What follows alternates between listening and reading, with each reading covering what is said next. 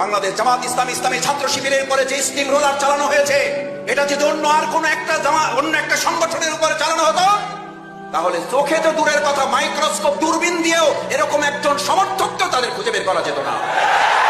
আর সেই জামাত ইসলামী ছাত্র শিবির মাইক্রোস্কোপ আর দূরবীন তো পরের কথা, বুক ফুলিয়ে আমাদের নেতারা ওদিকে জীবন বাজি রেখেছেন, ফাঁসির মঞ্চে গিয়েছেন হাসতে হাসতে।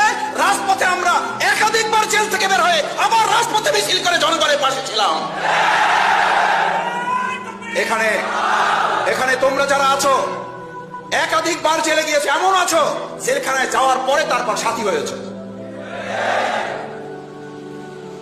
আমার সাথে দেখা হয়েছে, বুক মিলিয়েছে।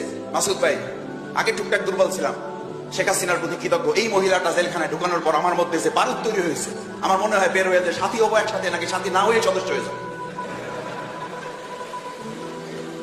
এই বলা লোক এখানে আছো, এই বলা লোক এখানেই আছো। মাসুদ ভাই সাথীও হইতে চাই না।